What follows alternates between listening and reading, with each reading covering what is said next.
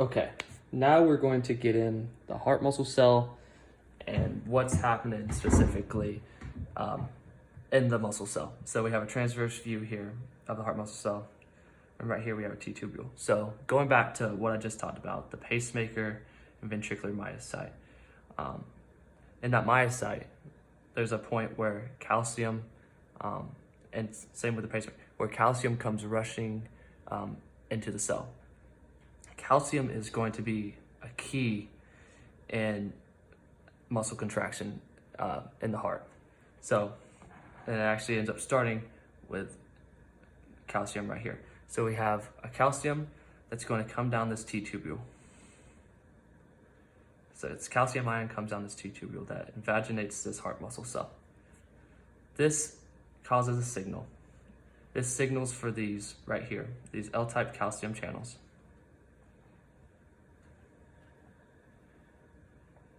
And this ryanodine receptor.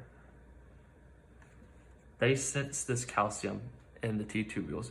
This causes the sarcoplasmic reticulum right here, which is this big box right here, to release calcium. All caused by this trigger calcium that comes down this T-tubule. So the ryanodine receptors, L-type calcium channels, sense this, the SR, sarcoplasmic reticulum, releases calcium out into the sarcoplasm. Now, this calcium is going to represent kind of the key in the heart muscle contraction. This calcium can now, since it's in the sarcoplasm, it can now go bind onto actin. And now we're going to get a little bit more in depth into that. So right over here in blue, we have myosin.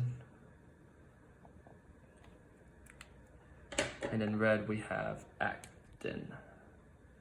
Now actin has this coil around it, that's tropomyosin. As we've talked about, tropomyosin ravels around actin. That's so we can block myosin from binding on actin when we're in muscle relaxation, when we don't want to have contraction. And these three little circles right here are all troponin. So there's three different types of troponin. We have troponin T, troponin C, troponin I. Troponin C is the one that calcium will bind onto. So calcium is the key. Troponin C is kind of locked. So this calcium is going to bind onto troponin C. It kind of unlocks this lock. Because when calcium binds onto troponin C right here, this allows troponin T to tell tropomyosin to unravel around actin.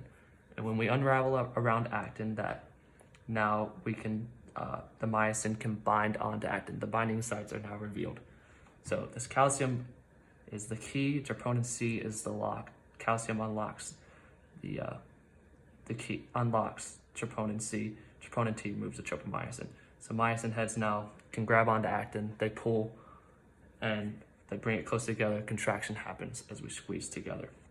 And that's how we're going to exert force and squeeze blood out of the heart. So you think about the big myocardium in the muscle, think about that left ventricle and all that myocardium that's there.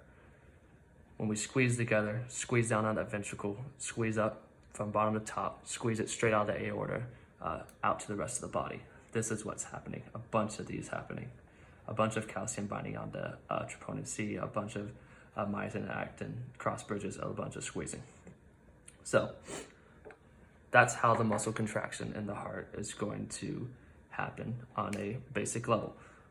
Right here, we have circa. Circa is kind of going to be the vacuum of this heart muscle cell. Circa acts as a vacuum where it's going to suck up calcium and shoot it right back into the SR, so we can use for contraction.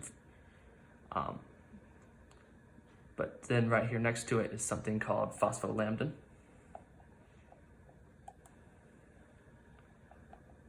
Phospholambdin, when phosphorylated, will inhibit circa activity, which means we won't be pumping calcium back into the SR. So go back and think about that myocyte when calcium's rushing into the cell. That's how we get this contraction to happen, because calcium is the key into binding onto troponin C, which unravels the tropomyosin around actin. Myosin heads can grab on, contraction can happen. They come closer together, they squeeze. The myocardium can squeeze, push that blood out of the heart.